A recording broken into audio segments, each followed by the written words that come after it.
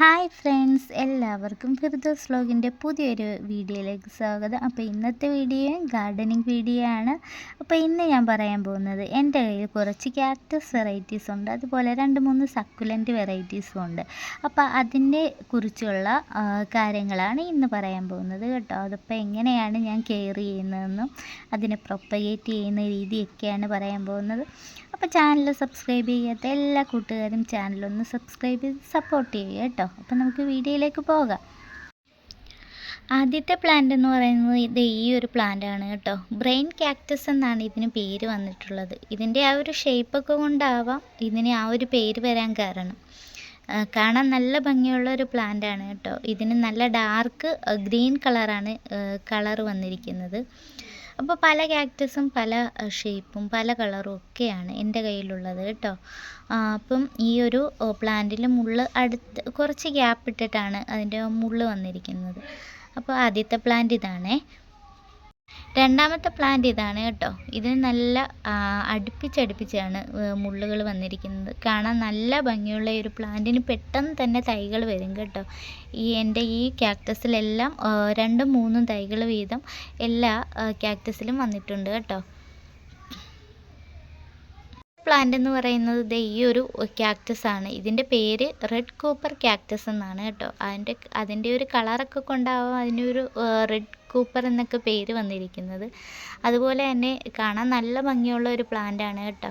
അപ്പോൾ ഈ ക്യാക്ടസിൽ ഈ ഓരോ പോർഷൻസ് നമ്മൾ കട്ട് ചെയ്ത് വെച്ച് അതൊക്കെ ഓരോ തൈകളാക്കി മാറ്റിയെടുക്കാൻ പറ്റും.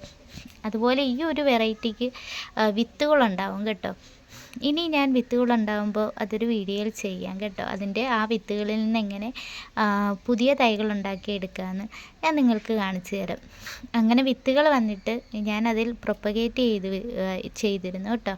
ആ പ്രൊപ്പഗേറ്റ് ചെയ്തത് എല്ലാം നല്ല കുഞ്ഞു കുഞ്ഞ് തൈകളായിട്ട് വന്നതാണ് എൻ്റെ അടുത്ത്. ആ തൈകളൊക്കെ ഏതോ ഒരു കാരണവശാൽ നശിച്ചു പോയി കേട്ടോ. അപ്പം ഇനി അടുത്ത തവണ അതിന് വിത്തുകൾ ഉണ്ടാകുമ്പോൾ ഞാനത് പ്രൊപ്പഗേറ്റ് ചെയ്യുന്ന രീതി ഒരു വീഡിയോയിൽ ചെയ്യുന്നതായിരിക്കും. അപ്പം ഈ ഒരു പ്ലാന്റാണ് മൂന്നാമത്തെ പ്ലാന്റ് കേട്ടോ. പിന്നെയെന്ന് പറയുന്നത് നാലാമത്തെ പ്ലാന്റ് എന്ന് പറയുന്നത് ഇതാണേ. ഇത് ഒരു വർഷമായിട്ട് എൻ്റെ കയ്യിൽ കിട്ടിയ ഒരു പ്ലാന്റാണ്. ഒരു വർഷമായി ഇതെൻ്റെ കയ്യിൽ കിട്ടിയിട്ട് കേട്ടോ. ഒരു ചെറിയ പീസ് കിട്ടിയതാണ്. ഇതിപ്പോൾ നന്നായിട്ട് ഗ്രോത്ത് ആയിട്ടുണ്ട്. പിന്നെ ഉള്ളതെന്ന് പറഞ്ഞാൽ ഇത് ഒരു സക്കുലൻ്റ് വെറൈറ്റിയാണ് കേട്ടോ. ഇതും പിന്നെ ഈ ഒരു പ്ലാന്റും സക്കുലൻ്റ് വെറൈറ്റിയാണ്. ഈ സക്കുലൻ്റെ ലീഫ് വെച്ചിട്ട് നമുക്ക് പുതിയ തൈകൾ പ്രൊപ്പഗേറ്റ് ചെയ്തെടുക്കാൻ പറ്റും. കണ്ടോ, ഇതിൻ്റെ ലീഫുകളൊക്കെ ഇതിൽ നിന്ന് അടർന്നു പോയതാണ് കേട്ടോ. അപ്പോൾ ആ ലീഫുകളൊക്കെ ഞാൻ ആ ഒരു പോട്ടിൽ തന്നെ ഇട്ടു. പിന്നെ ആഴ്ചയിൽ 2 വട്ടം മാത്രം വെള്ളം സ്പ്രേ ചെയ്ത് കൊടുത്തു. അപ്പോൾ ഇതിന് റിസൾട്ട് കിട്ടി.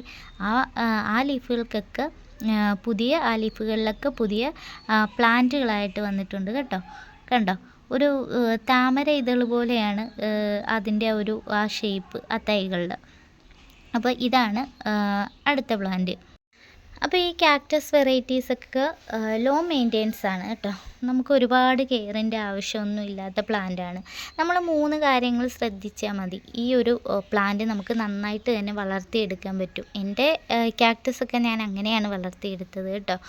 അപ്പോൾ പെട്ടെന്ന് തന്നെ പുതിയ തൈകൾ വന്നു.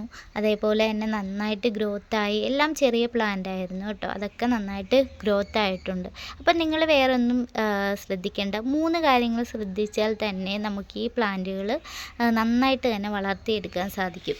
അപ്പോൾ ഒന്നാമത്തെ കാര്യം എന്ന് പറയുന്നത് ഇതിന് വെള്ളം കുറച്ച് മാത്രം കൊടുക്കുക എന്നുള്ളതാണ് ഒന്നാമത്തെ കാര്യം. ക്യാക്ടസ് വെറൈറ്റീസ് എന്ന് പറഞ്ഞാൽ തന്നെ ഇതിൽ ഈ ഒരു ക്യാക്ടസ് പ്ലാന്റിൽ തന്നെ വെള്ളം സ്റ്റോർ ചെയ്ത് വെക്കുന്ന ഒരു പ്ലാന്റാണ്. പിന്നെ അതേപോലെ തന്നെ മരുഭൂമിയിലാണ് നമ്മൾ സാധാരണ ക്യാക്ടസ് പ്ലാന്റുകൾ ഈ കള്ളിമുൾ ചെടികളൊക്കെ കാണാറുള്ളതല്ലേ. മരുഭൂമിയിൽ എന്താ നല്ല വെയിലല്ലേ. ആ ഒരു ഇത് തന്നെ ആ ഒരു കാലാവസ്ഥയുടെ ആ ഒരു ഇത് തന്നെ നമുക്ക് ഈ ഒരു പ്ലാന്റിനും കിട്ടണം. അതുകൊണ്ട് നമുക്ക് നല്ല വെയിലുള്ള സ്ഥലത്ത് ഇത് വെക്കണം. അപ്പോൾ രണ്ടാമത് നല്ല വെയിലുള്ള സ്ഥലത്ത് വെക്കുക. ആദ്യം കുറച്ച് മാത്രം വെള്ളം വാട്ടറിങ് നമ്മളിതിന് കൊടുക്കുക. പിന്നെ മൂന്നാമത്തേന്ന് പറഞ്ഞു കഴിഞ്ഞാൽ നല്ലൊരു പോട്ടിംഗ് മിക്സ് ഇതിന് കൊടുക്കുക എന്നുള്ളതാണ്. ഇത് വെള്ളം കെട്ടി നിൽക്കാതെ വെള്ളം വാർന്നു പോകുന്ന നല്ല പോട്ടിങ്സ് കൊടുത്താൽ തന്നെ നമ്മുടെ ഈ പ്ലാന്റുകൾ നന്നായിട്ട് തന്നെ ഗ്രോത്ത് ആവും കേട്ടോ.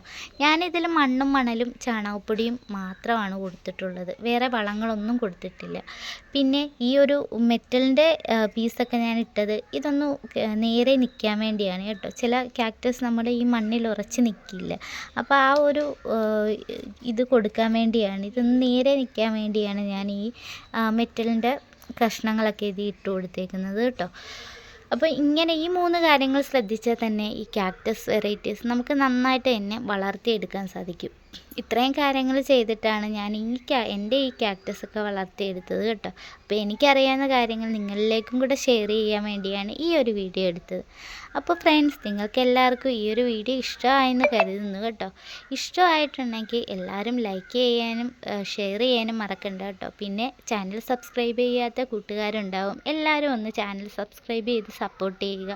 അപ്പോൾ പുതിയൊരു വീഡിയോ ആയിട്ട് വരുന്നത് വരെ ബൈ ബൈ.